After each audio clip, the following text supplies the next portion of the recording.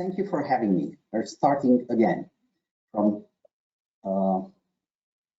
this image of unhappiness, because my title for today is Happiness as Space. I'm desperately trying to overlap the two concepts and to disentangle their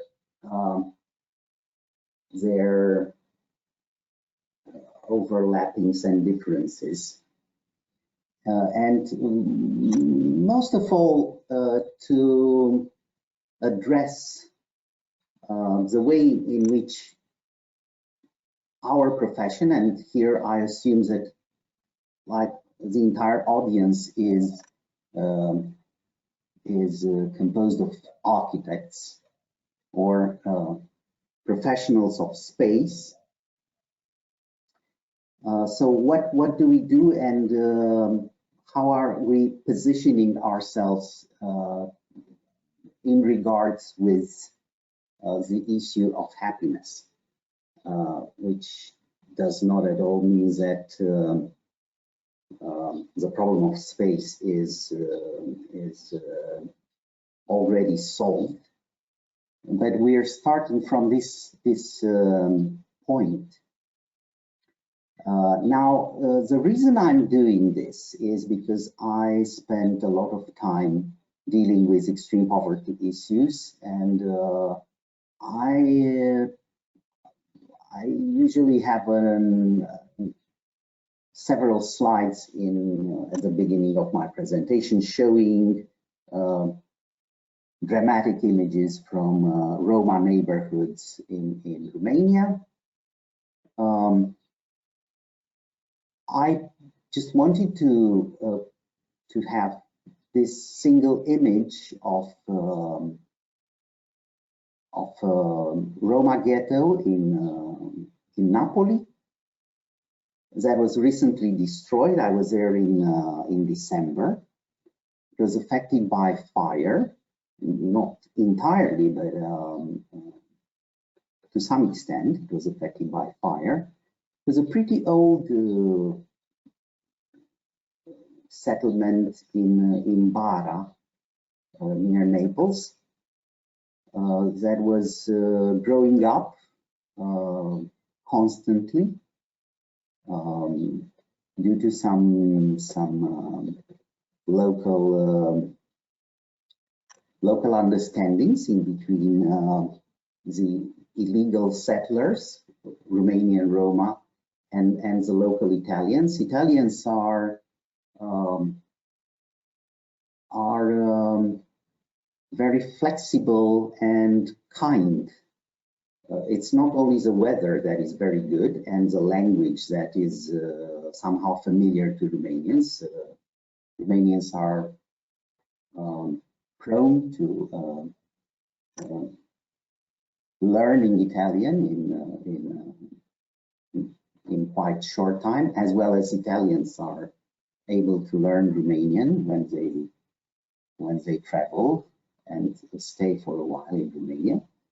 But it's also the acceptance that works, and it works to some extent when it completely breaks and turns into a huge conflict. And in this case, it ended up with a destruction, the complete destruction of the settlement, starting with this fire problem. But it was not the fire that destroyed the settlement, it was the wish to evict these guys because there were just too many in the same place. Now, what we have here is a high quality image of a child. And this was not collected from the scrap like the million other objects that were forming a fascinating museum of everyday life and were like a perfect exposure of the economic level and the well-being of people. So the interior of the barracks was pretty complex with a lot of appliances and furniture. there were cars, there were lots and lots of things. And of course, most of them were went away with their inhabitants, but many of the barracks were left as such because probably people were not there. So it's a sort of an instant archaeology of what we see. And the image of this child is somebody's child from the settlement. High quality printing, professional photography, pretty good, like really good. Printed on anti-ultraviolet, very high quality printing. And it is the image of happiness in the middle of this, what we would be tempted to label as the ultimate unhappiness, living in a slum or a ghetto. It has both characters in the outskirts of Naples. But this has to be, of course,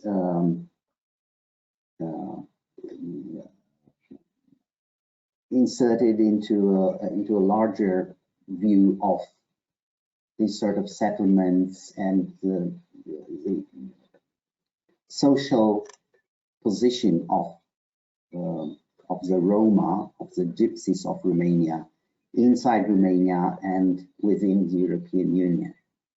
But let's move forward with a rare picture of me smiling, because I'm usually a relatively grumpy individual.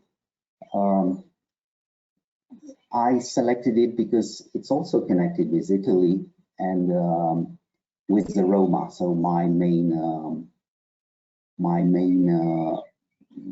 area of interest, expertise, my main area of research, extreme poverty settlements. And in this case, we are in Venice at the biennial of 2008, touring with a tent that was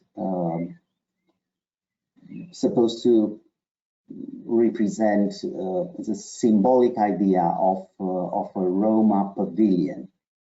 As you all know, most nations have a national pavilion in the Venice Biennial. The problem with the Roma is, are they a nation or just an ethnic group? And it depends a lot on how we define a nation, but in this case, we were just advertising for this idea of a nation without a country that was supposed to be represented there. But we're here camping in front of the United States National Pavilion. And I'll come back to it. Let's move a bit forward. Next step, that's an even older personal memory that that slowly drives us towards the topic of happiness and space. In and around 2000, I was involved marginally in a project, research project done by some historian guys, international group, that ended with a publication coordinated by Romana Schneider and Rudolf Stegers, which unfortunately I never met. But there was a Romanian group, and I was a member of that group, so I was assigned to document happiness in the city of Bucharest. Unfortunately, my archive is on CDs and on in a format called DV8. So it's a digital format on a cassette. I am that old. And the CDs are not working anymore. I need an older computer to access them. So I couldn't get the beautiful images of which I would. I think I can just tell them with words. But first. First, about this image on the right side of the screen, which is the very center of Bucharest. It's called Piața Unirii, the Union Plaza. And Union Plaza has this incredible, yes. So I'm sharing a video.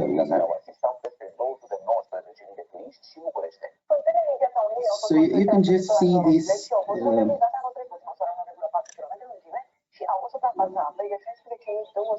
wonderful spectacle of what is going on in the center of Bucharest. I'm coming back to my presentation. So this was the video presentation of what is going on. It's absolutely terrible during daytime. It was an act of corruption, administrative corruption.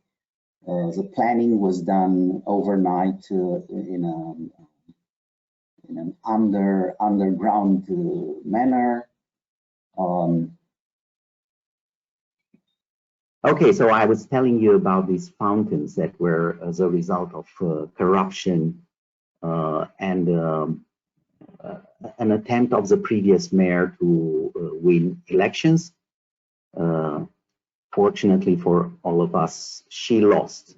But this is an expression of the well-being of Bucharest, and a sort of trying to align Bucharest to, let's say, world cities that all of them have this sort of dancing fountains. You can find them pretty much everywhere. Of course, the most famous of them all is the one in Dubai, near Burj Khalifa. So you can just take a look at the 800 meters tall building, and then the fountains will start to dance and sing, and you always have several thousand people watching that. Well, this is what these people in administration were trying to reproduce in the center of Bucharest. During daytime, they're absolutely terrible. Water is spread everywhere. You just have to go around. I've only been once there in the last several years.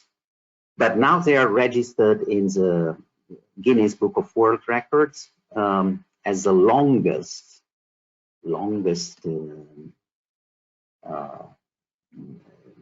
dancing fountains in the world, which is somehow meaningless.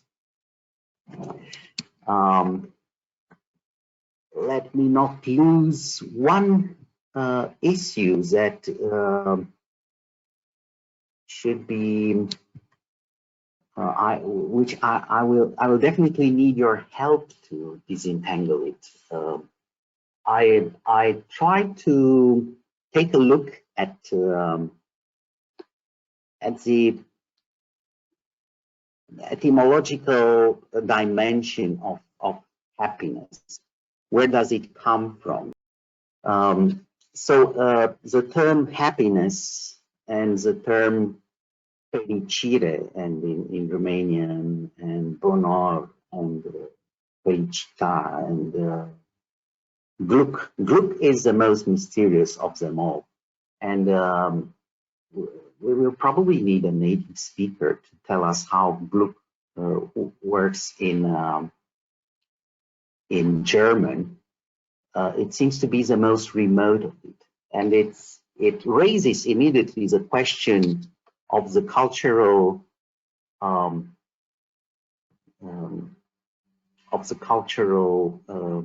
prerequisite of attending happiness. Are you in a happiness-prone culture, or do you live in a neutral culture of happiness, in which happiness is not going to be in the same place as in other cultures? That is why I will use as the main image this one. That's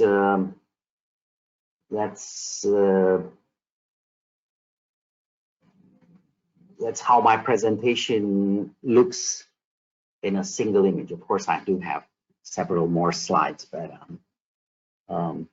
this puzzling, ugly way of putting words on a page is what I have in mind when I'm trying to speak about happiness as space. So the title is Happiness as Space, and it represents an attempt to figure out a dialectic in between the two concepts. And of course, it starts with an examination of both terms. One first issue is about the trivial nature of the subject matter.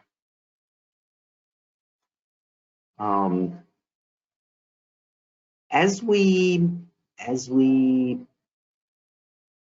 grow old, we tend to focus more on happiness, on discussing about happiness, and less about practicing it, because it sort of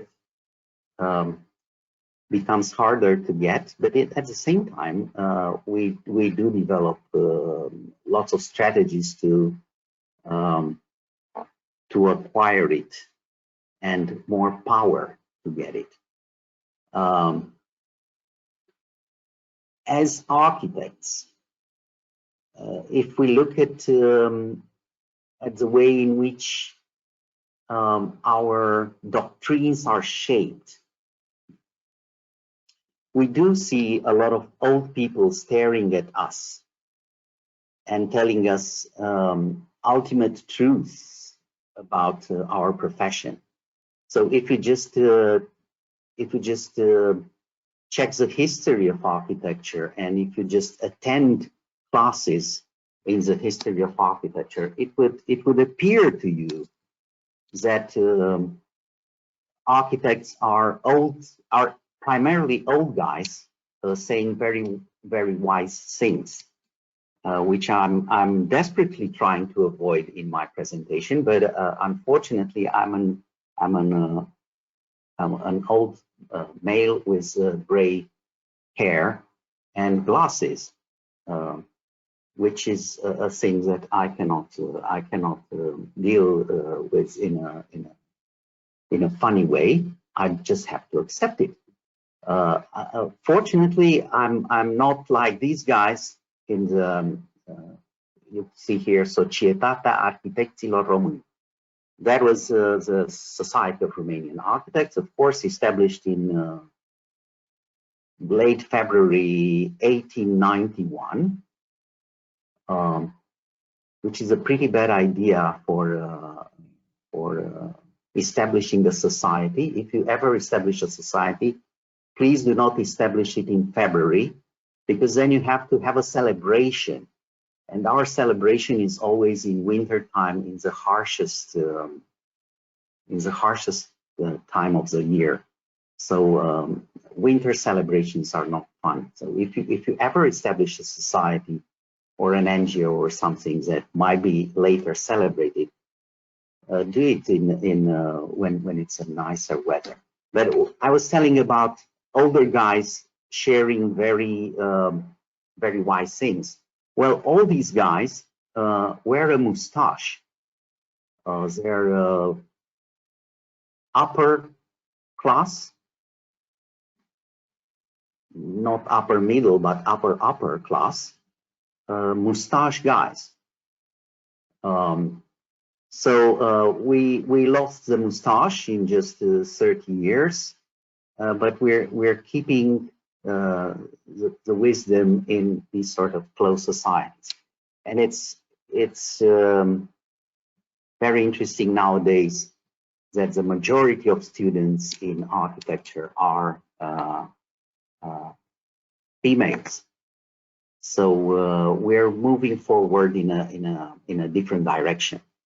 But I'm coming back to the idea of the triviality of the concept of happiness, and the triviality, the immediacy of those concepts that are so familiar to each and every of us. So we can all say about happiness and space, but we of course need to disentangle it a bit more in order to make them operational. That would be the goal of my presentation, to operationalize the concepts as research methodologies ask you to do whenever you do scientific research. This is what we're probably doing together right now. Then it's the way in which this common understanding of happiness is taken over and instrumentalized by ideologies. So first, it is somehow confiscated by older wise people. Then it is embedded in a doctrine, in our case planning doctrines and design doctrines, and then it's of course part of larger ideological fields. What we see here is a neighborhood of Helsinki. One of the many examples of let's say new cities that you see all over the place in France, like Cergy or Pontoise or Marseille or in Bucharest in many neighborhoods like Titan, Baltalba. It is socialist planning that has a direct heritage from the birth of welfare state, a bit diverted by fascism, which was also a form of socialism. There's a bit of overlapping. There's also a gross misunderstanding nowadays in equating fascism and communism, which doesn't help neither the understanding or any possible political construction of equity, fraternity, equality, and all that.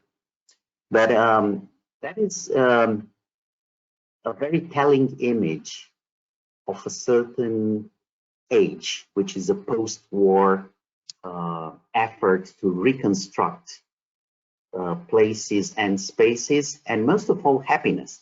And if you remember, if you follow movies from the post-war time period, you will of course notice that they are extremely happy. they are happy in the most absurd way. It's like a planetary effort to recover after that immense tragedy that was World War II.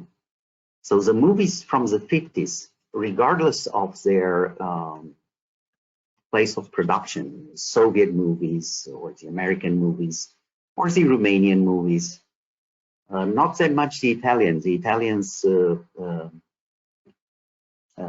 went back to realism sooner than the rest of the world. But also in Italy, you have a lot of musicals, and like the bright side of life is ever present. And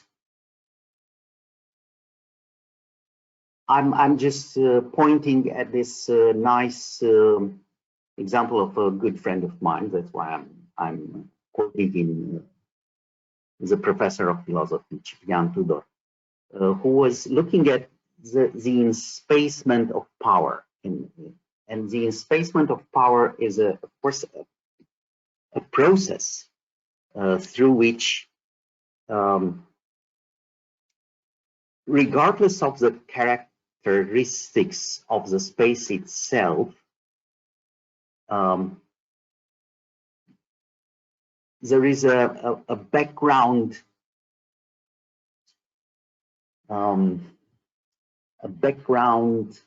pressure of an ideological and social construct to behave in a certain way in a certain place. And that's, I think, it's the foundation of urban planning in a way. Because there is this assumption that when we design a common space for inhabiting it together, people will have to behave in a certain way that we can predict. It's entirely predictable.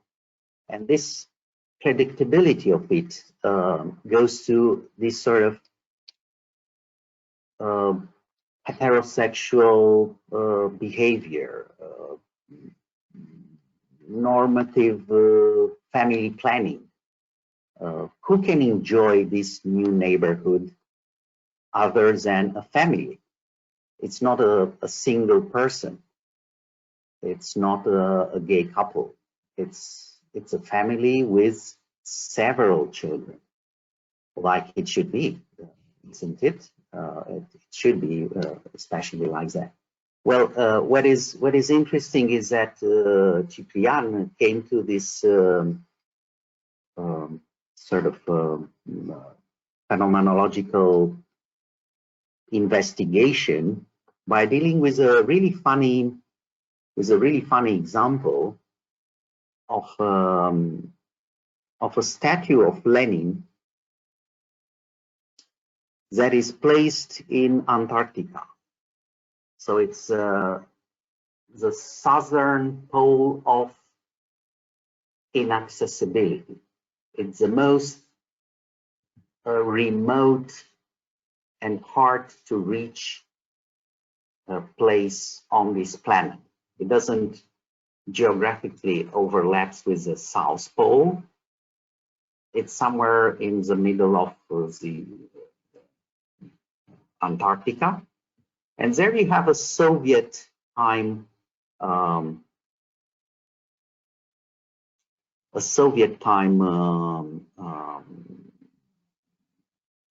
station. And some guys during socialist times, like in the 80s or something, decided to transport a pretty large size bust of portrait of Lenin, statue of Lenin, and place it on top of that shelter. So it's a basic shelter. And of course, nobody ever goes there, except some very, very intrepid people who are very, very, very well equipped and trained. But what does the statue do to that space? It recalls all the algorithm power, and you have to behave in a certain way, either by vandalizing it if you're against Lenin, or paying your respect if you are still a fan of this revolutionary figure.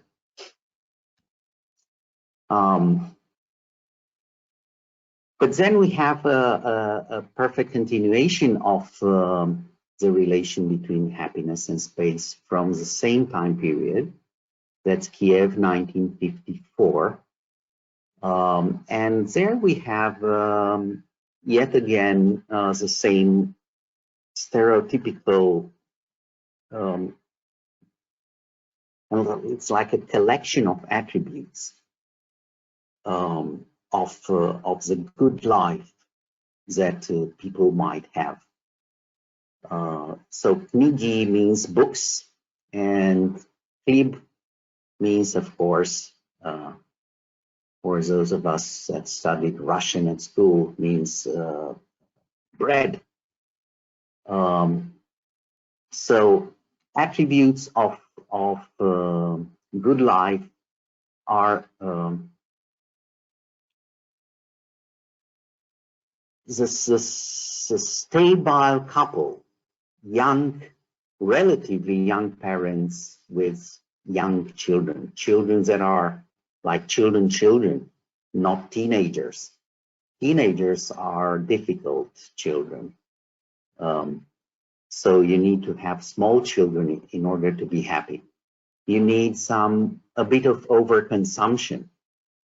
You need education.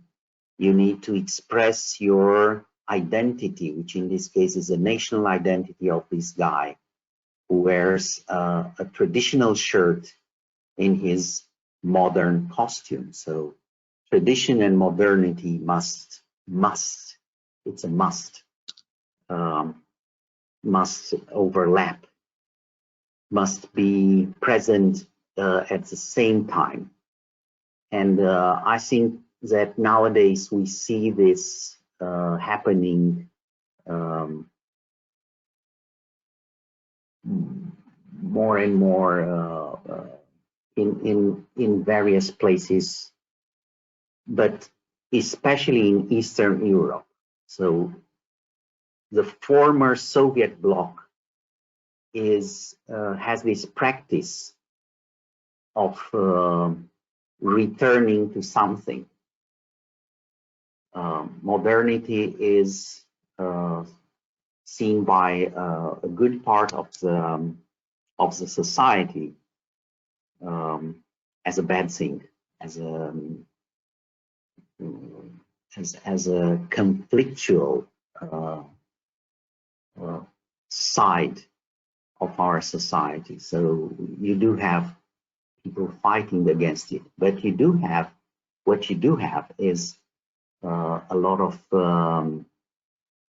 intermingling of them, the recuperation of traditions, which has to do again with this happiness. But because I started with the ugly symmetrical and anti-symmetrical picture, I'm going now into some attributes of happiness and space, but I don't want to skip the apophatic approach. Apophatic is a fancy term. It has its antonym in cataphatic, so it's used in philosophy and mostly theology to define a way to tackle, well, primarily the question of God by pointing what that said entity is not what it actually is. So you define it in a negative way. You build a negative of that figure. It's hard for you to tell what it contains, what are its attributes, but you can say what it is not. This is the apophatic approach, as said, primarily used in theology. So you have a positive theology like the theodicea of Leibniz and some other guys who are listing the attributes of God. God is eternal, infinitely good, omnipotent, and all that. And then you have this attempt to define what God it is not. So what happens with happiness? As you remember my first slide, I was taking the apophatic way of presenting what happiness is by presenting what it is not, but then of course questioning my own way of putting it. But we can easily tell what is not happiness. It's a lot harder to even to convince ourselves that that precise thing is happiness. Is my coffee happiness? It is, except that it is not perfect. It's not the best coffee I've ever had. And this goes as well with pretty much everything that we have and we experience. It's never perfect. So it's easier to tell what is not happiness. That's about the symmetry of it. You don't have symmetry in terms of space. Space is a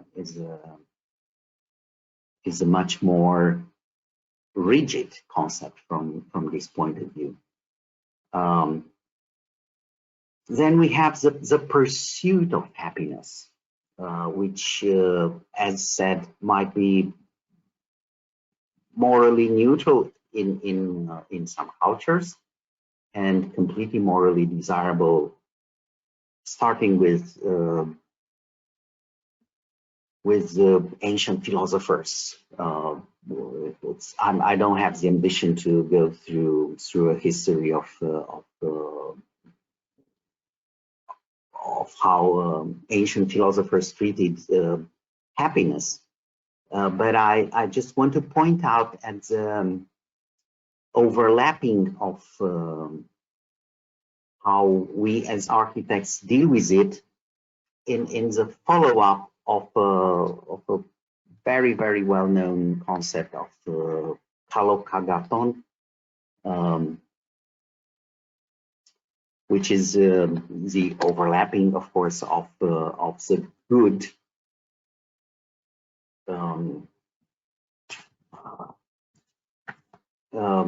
and the beautiful. So we are exposed to a system of education that tell us that we are qualified to do nice things. So we're qualified to work with we're professionals of beauty, and that beautiful things that we aim to produce are, of course, also morally justified. They're like ethical creatures. When you make a nice house, when you make a nice public space, you automatically qualify for a sound, very sound, ethically based attitude. And this is kind of putting aside the problem of happiness. So what I'm trying to say is that we actually draw a sign of like it's equal. You have equality in between at the first sight between the happiness, well-being, goodness of it, and this problem of beauty, so aesthetics and ethics. And we, of course, acknowledge the fact that happiness is to a very, very large extent something quite irrational, quite hard to explain. But we're actually driven to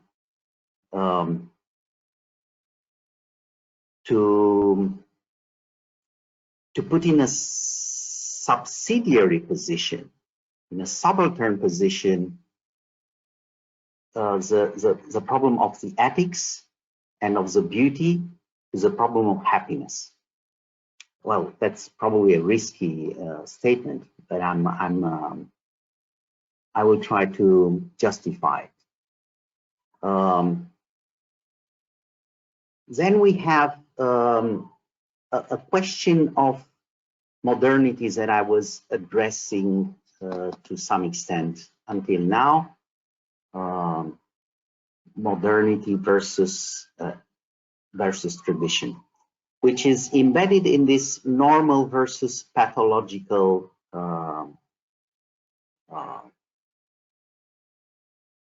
theoretical issue. I will claim that a modern society occurs only when it is able to embed the pathological and sort of normalize it. It's probably a Foucauldian perspective. Foucault was informed by his professor, Georges Canguilhem, who wrote this wonderful book, The Normal and the Pathological, during wartime. It's basically a medical epistemology written from the perspective of a philosopher that shows us how normal people, that between what we call normal, we cannot define the normal, and then there's a continuity in between the normal and the pathological. The exploration is mostly based on investigations in psychiatry. There's some bad news in there, so you cannot completely lose your minds. People who are crazy are rarely completely crazy. They're mostly normal, and most normal people have pathological features in their behavior. Let's move a bit forward, like here.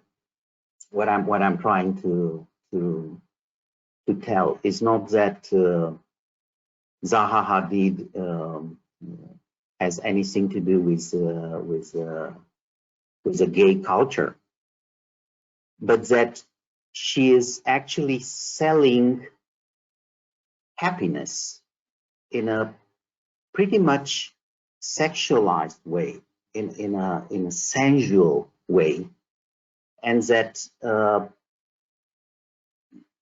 the insertion of the ethical problem in the public space comes through a display of happiness. So what these people in the lower side of my slide are saying is that they want rights. They're claiming an ethical position.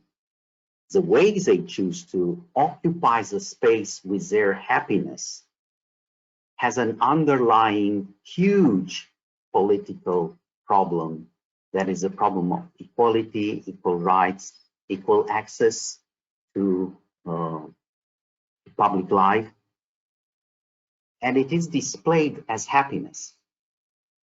What is Zaha doing is that she's selling, of course, to various dictators and oppressive regimes, various images of sensuality, which is exposed in public space as a conquest of something. What is that something? And that something is a symbol of happiness. Why is this shape a form of happiness? Because it is sensual. Well, of course, I will continue with outrageous statements as we move towards time. Time is very easy to understand, because we see that the attributes of happiness and space are in this, from this perspective, they appear to be opposed. Like happiness is something that doesn't last. We painfully know it. Whereas space appears to be solid, which we, of course, if we think a bit more, it's not true, because nothing lasts forever. And here we have the amazing example of Albert Speer designing the fascist disposal of the grand hall of for the Führer, and thinking of it as having to look good as ruins. There are reports of him and Hitler discussing it, about how to make it look as good as the Roman ruins. So they have this idea of the Third Reich and a monumental, so a space that it lasts on a very, very long term, but it's not eternal. And that was, of course, the expression of triumph. But it was also, as mentioned before, about how happiness is ideologized. It was also an expression, it was also an occurrence, not an expression, an occurrence of a space in which, when people would have to go there and attend some event, they would have to behave in a certain way, and one way was to be happy. At moments they were attending and being solemn and take part in a ritual, but then the ritual had its compulsory moment of happiness. As somebody who was born and raised and had to live until I was like 24 in a communist regime, which aligned to North Korean style, I'm very well aware of it. We had to be very happy, go to different events where Ceausescu was attending and just clap our hands and sing songs and all that. And you probably know about the images of Korean people having to cry or to laugh when the ruler appears and says a certain thing. So it's it's a thing that is compulsory. You can actually go to jail if you don't cry or laugh when Kim Il-jong shows up and says something. We did it a lot before 1989. In Romania, children were had to take part in various events.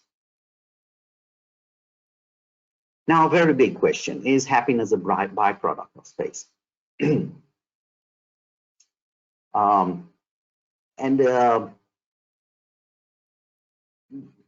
There's an obvious question. Sure it is. If we design nice spaces, they're well designed, they're well done, the society is right, then everybody should be happy. It's as simple as that, isn't it? Now, if we try to reverse it a little bit, why do we design those spaces?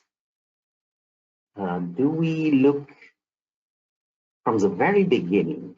Do we have in mind the happiness of people? And you might remember a famous quote that is you can find it in probably every architectural school written on a wall. It says, when the architect sits at its drawing board, there was such a thing as a drawing board before computers, he has to think about the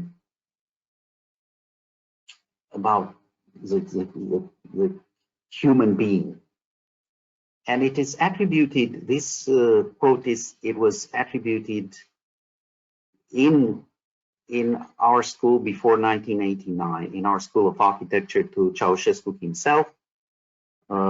It was attributed to Le Corbusier, it was attributed to Vitruvius, it was attributed to Mussolini, it was attributed to Stalin. So you must be an authority to tell your fellow architects that they must consider that they are designing for human beings. That's funny enough, but I collected several wise pieces of wise advice towards architects. Like they just have to consider that they design for human beings. But do we design for the happiness of human beings, or are we just entangled in our more immediate tasks to solve functional issues, structural issues, design issues, static? And in this respect, it could prove that is precisely the other way around. Because when you learn about design, when you learn about doing architecture or urban planning, you are, of course, enslaved and overwhelmed by all these conditions to give an answer to a million things that you just have to know and learn about. Flow, traffic, light, hygiene, structure, shape, conflict, security, whatever, you name it. But when you have a client and you have to design your first house as a young graduate, and you're trying to propose your view about a house, to the most simple house, to the most common individual, that's a shock of your life if you're not well prepared, which was the case for Yeon Ming-koo, is a highly functionalist, old school Beaux-Arts to some extent, and engineering to some other extent, but definitely not interested in human beings. So it's a major shock to see the opposition of your client to your idea of space, happiness, or whatever it is. But I would claim that it's ultimately the idea of happiness that is so personal and distinct from one human being to another. If you're like me, more interested in how people are, I'm more of an anthropologist than of an architect, then you will accept it. And then your architecture is going to be, of course, totally destroyed and transformed into a very funny piece of design. Well, if you're not, and if you stick with a professional doctrine, then you will see or must see a transformation in your client, or he or she might just fly away. So is happiness a byproduct of space, or is it its final goal? Do we have to start from happiness when we start to design for a certain individual or for the society? Is this our main goal, to achieve happiness, not a moral goal, which might be under the spell of a rational choice? So we might consider it to be a rational choice, or under the spell of aesthetics, which means that the planner or the designer is somebody who possesses a certain amount of genius or just talent, so we are able to design very nice things. But do we have to look at happiness? And then this is covered by, so these were the answers for what is the shape of happiness. Can you do it on a piece of paper? Can you do happiness? Can you draw it? Can we draw it, of course? And I'm looking at these guys who are professional happiness people. I would just like to share with you, because I was probably too abstract.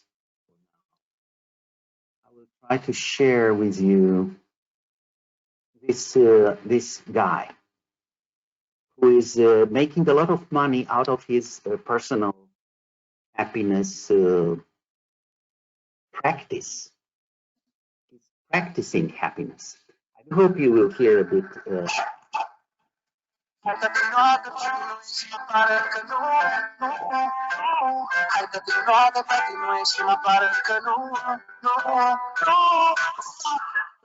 Okay, so this is a professional of happiness.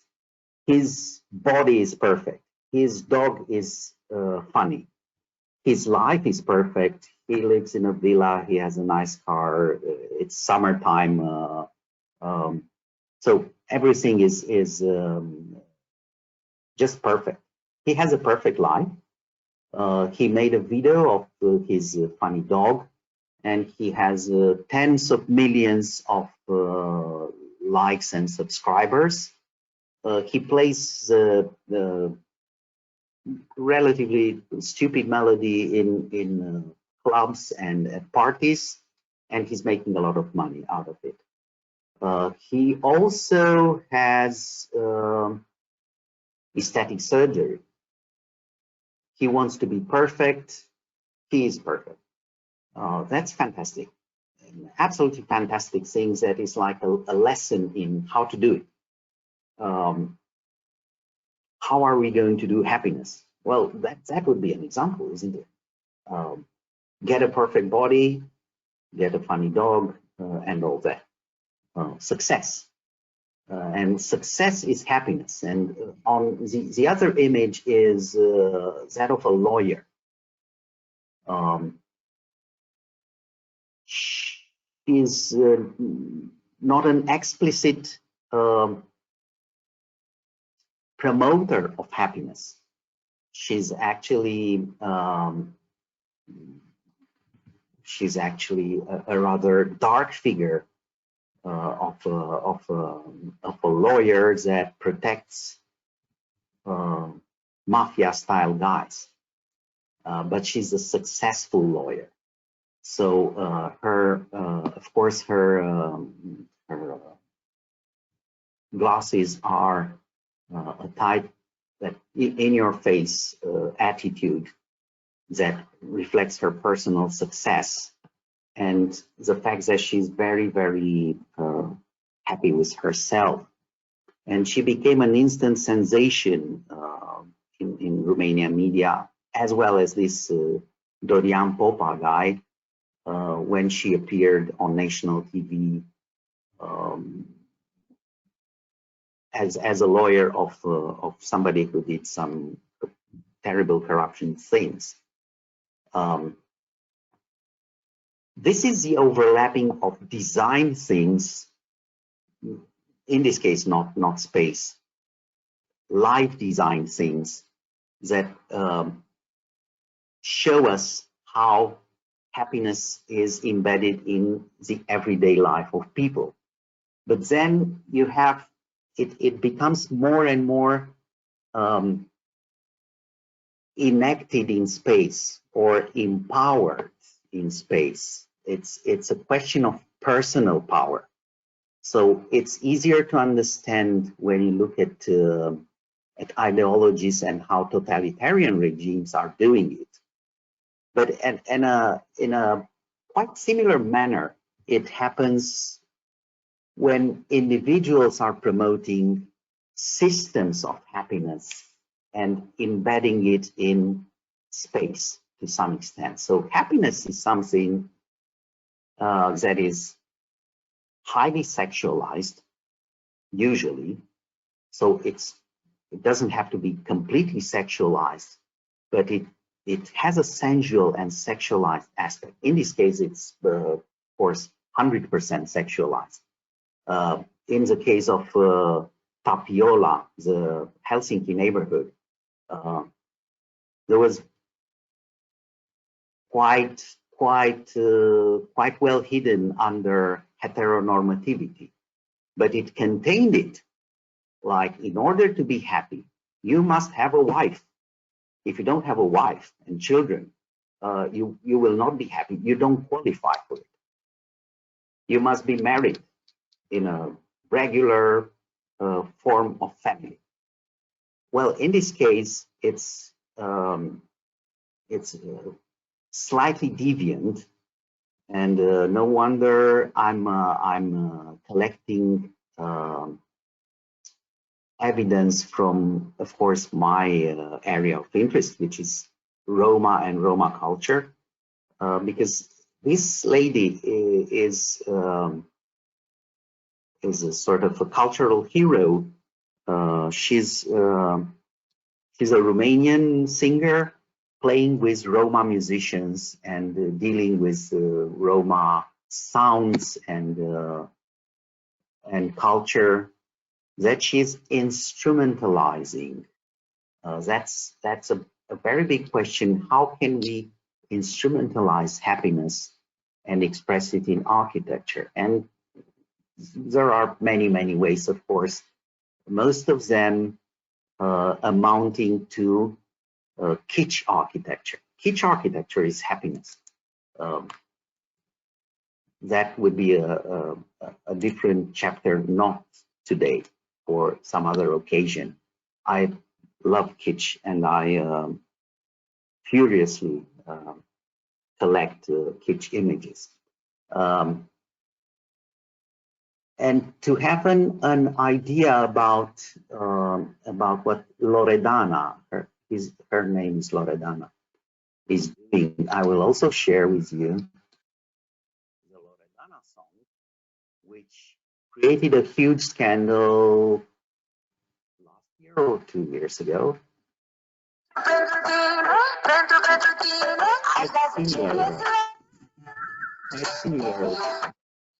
You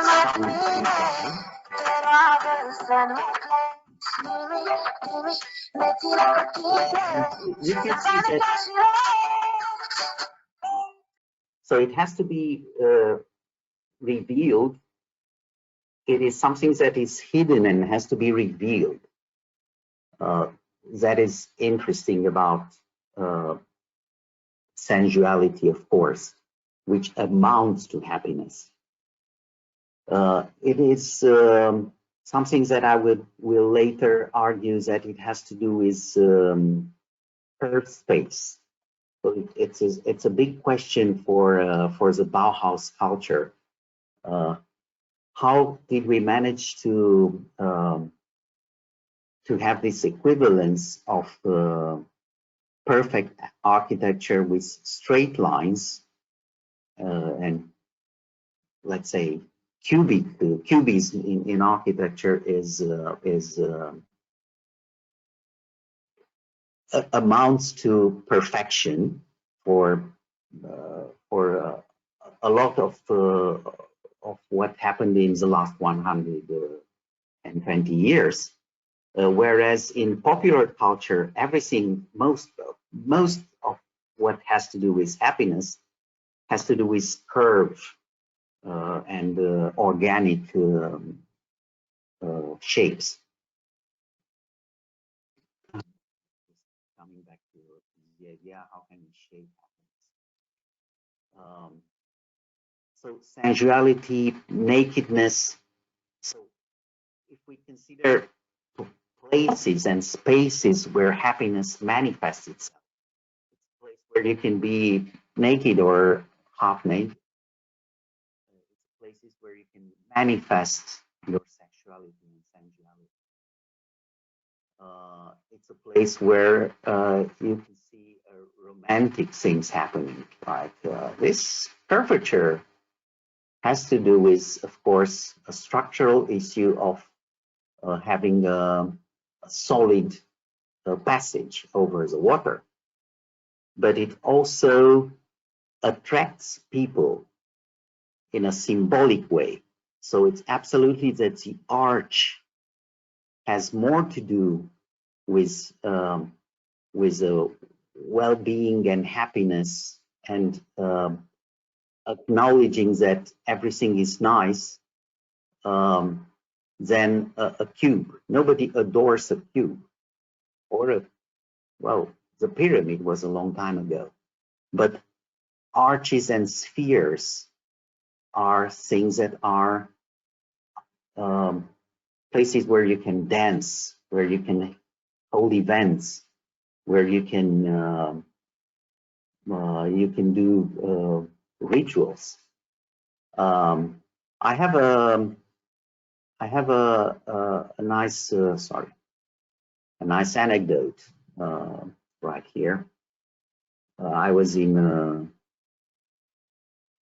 Burrata, or some of the more remote islands of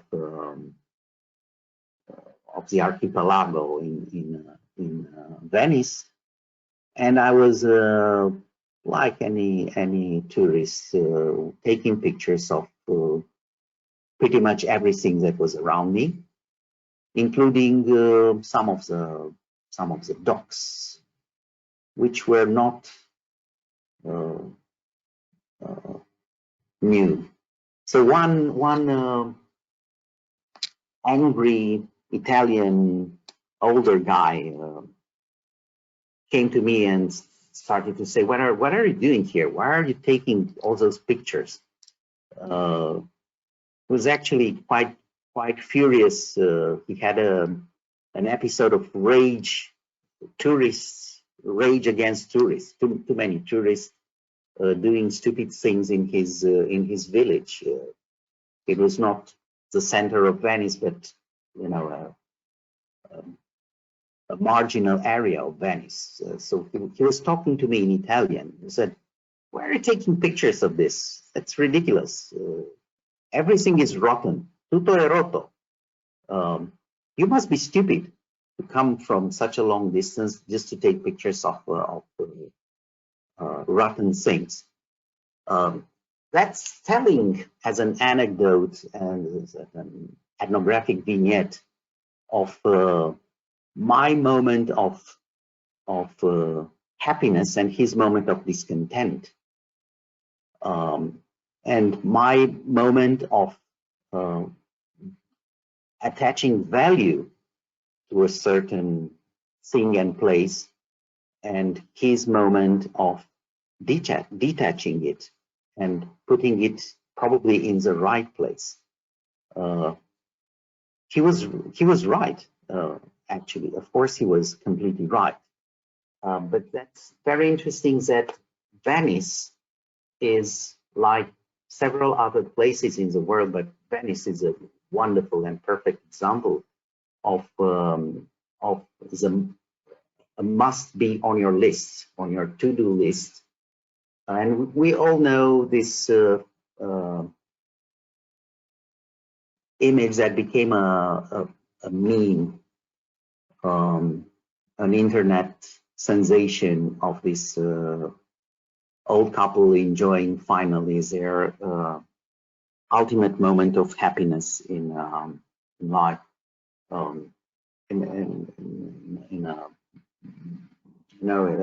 at a later moment. I'm coming back to the idea of age.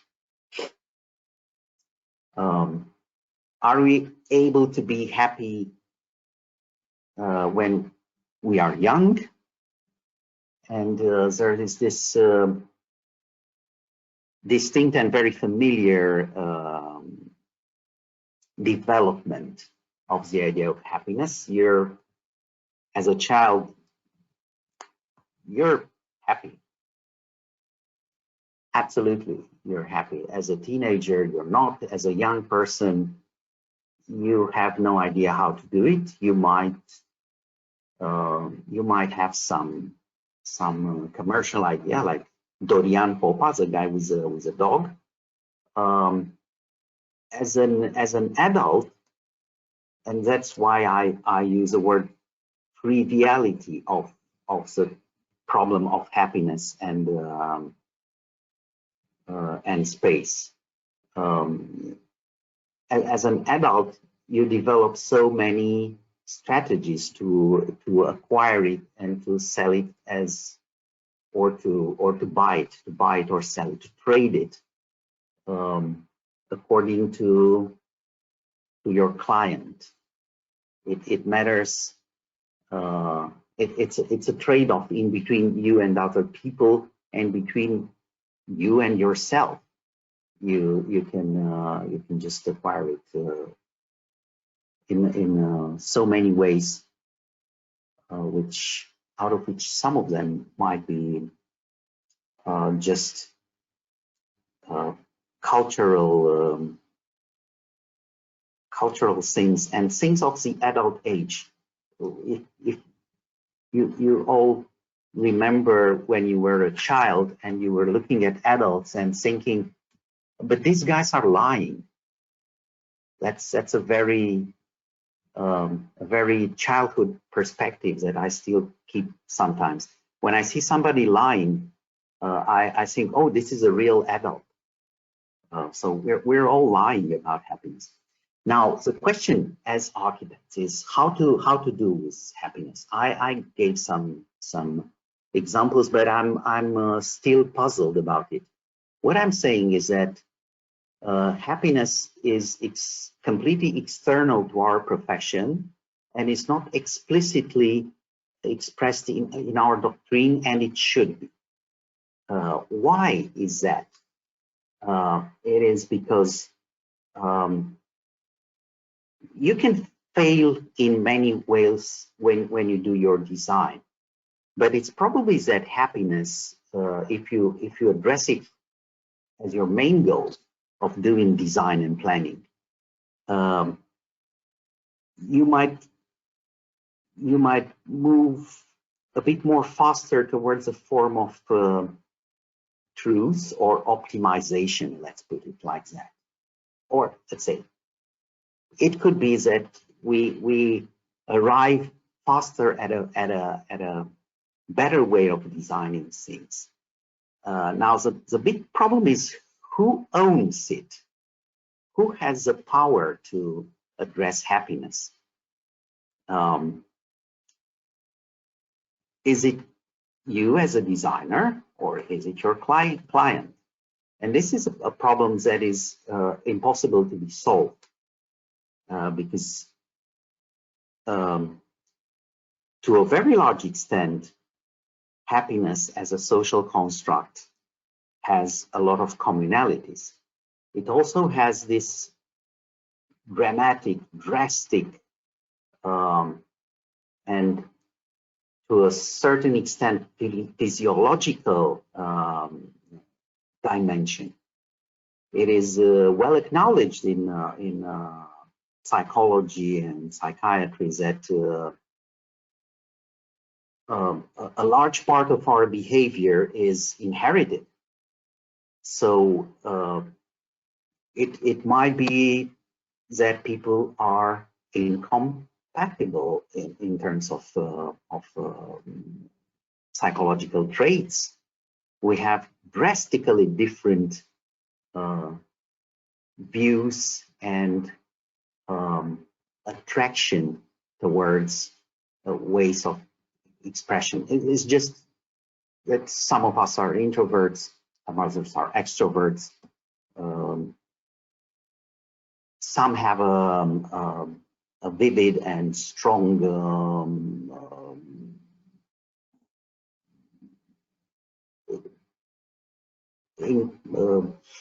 side, schizoid side, some others a paranoid side, not like in the homonym affection, but as type of personality and all that. So who is going to deal with happiness is actually why we're not that good at doing it. Because first you have to understand who you are and who is that person that you are you're entering this process of negotiation.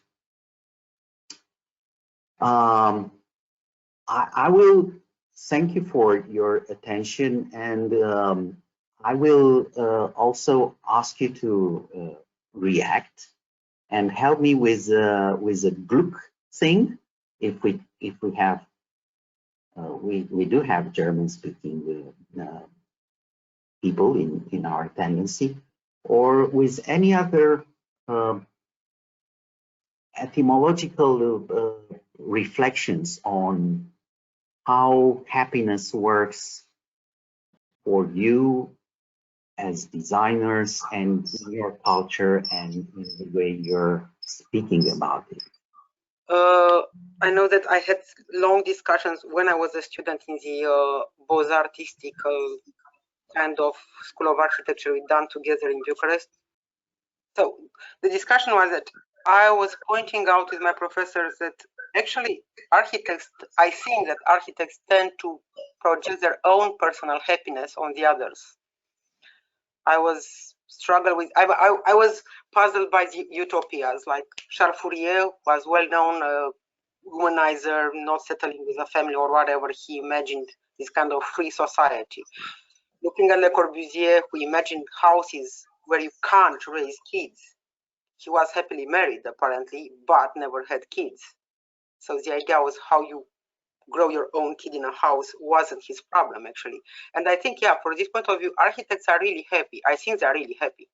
I mean, inflicting to the others your kind of happiness, suppose that you are really happy, I suppose. I mean, if not.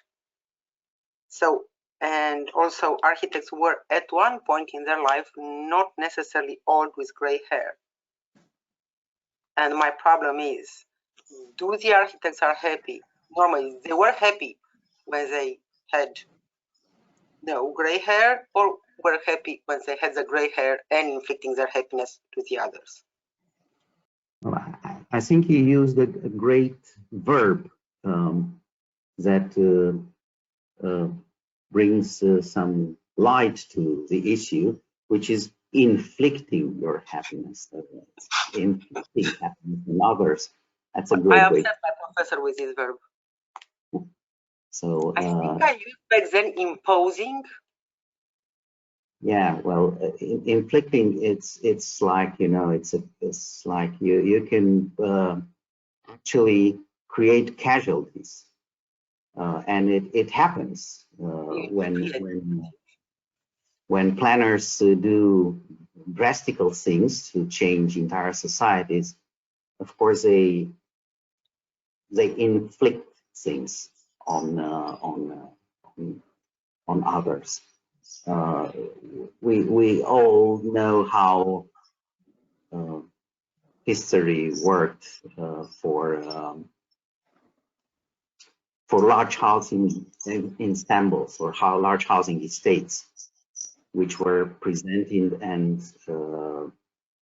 normalized, standardized. So that is standardized happiness.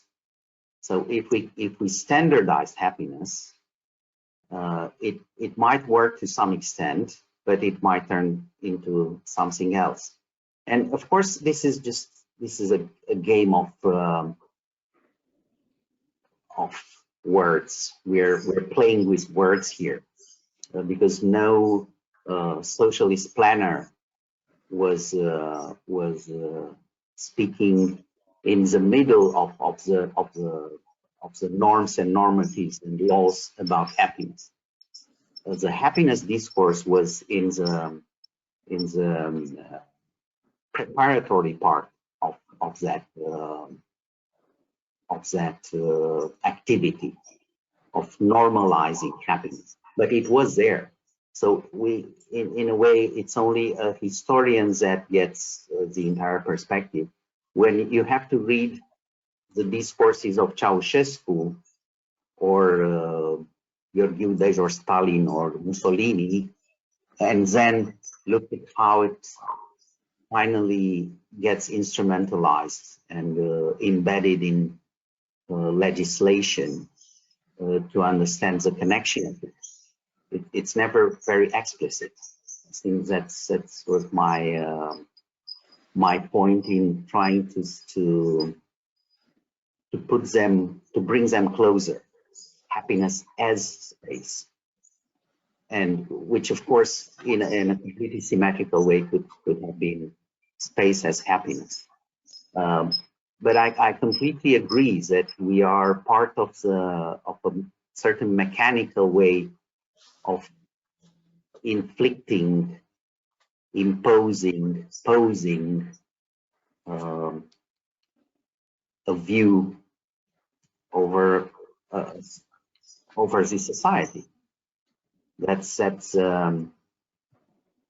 the questions that we rarely acknowledge, or just a part of our profession is actually acknowledged. And I have a question for you, Cătălin. Do you think that architects are following a cultural model that is created during time, or they are more or less creating a cultural model? I'm absolutely on the side of considering architecture as an echo subculture. I think architects are rarely in the avant-garde of things. We look at us as a profession of avant-garde people. We praise our avant-garde culture, but it's actually that those ideas and changes in the society happen way before architects start to move and acknowledge them. And this is basically because we deal with these heavy things. It's more expensive to build things than to paint a painting. You have to respect basic things, structural, social, whatever.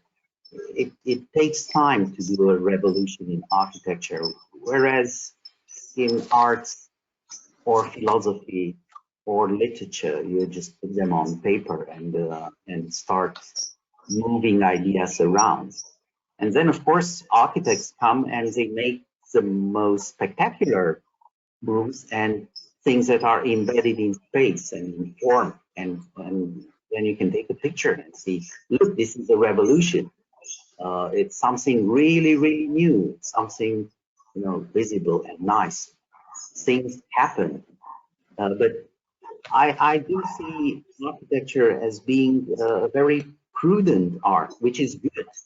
It's essentially conservative because you must provide a shelter for your fellow humans. You cannot trick them into funny things. You must provide something that is solid and serves purpose. So we could see, for example, a bathroom with a glass ceiling. There is such a thing, but only after a long while, and only when technology allowed it. You can easily imagine it in the 13th century, just as an intellectual trick. So intellectual investigation is always faster than architecture, and this is good. It's actually an advantage. We're more grounded, as the terminology is nowadays used. Grounded theory. The theory must be grounded, not the grand theory and not the speculative one. This is actually a positive feature of architecture. We're serious people. That's why happiness is hard to acknowledge and hard to use, but I think we should look at it or look for it more closer. I don't think that architects that are present here will suddenly start doing designs with arches and vaults and golden stuff and flowers and all that. But I was experienced when I was teaching a design studio. There is this very tough environment, tough intellectual environment at Minku that transforms every single student by the end of the second year in Miss van der Rohe. So they must be Miss van der Rohe. There's no other way. And I had terrible fights with older professors saying that they must do that because they must get some discipline. It's the discipline of the form, and it's the discipline of color. So, some guy came with a perfectly designed building, but it was painted in camouflage style. So it was probably a gamer who enjoyed very much his shooting games, you know. So he painted his model with camouflage colors. So that was his practice of well-being and happiness. And he failed the project. So the project was very good. It was really good. He knew how to deal with shapes. He could understand structure. There were no major problems with his design, but he failed it because professors were outraged that he used that sort of decoration. That's an interesting conflict in what regards architectural education and in what regards the profession. Actually, we are to move forward and insert elements, some other elements that are more inclusive. to contemporary culture, diversity, and all that. Can you do gay architecture, for example? Like the two pictures that I showed. I'm not saying that Zaha managed to do that sort of things, but she's closer to it.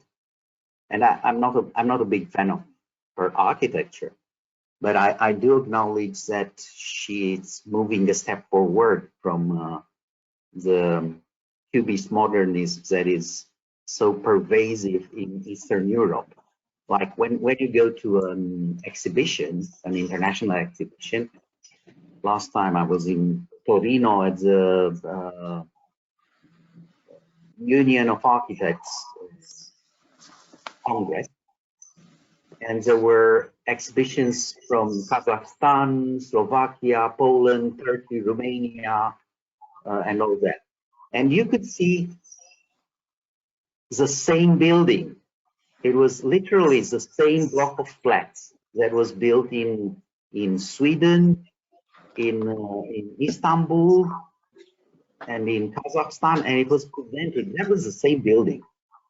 You could just swap the pictures in between them, and it was a Cubist modernist thing that appears in every single place, and that is sometimes, getting an award at a national competition and all that.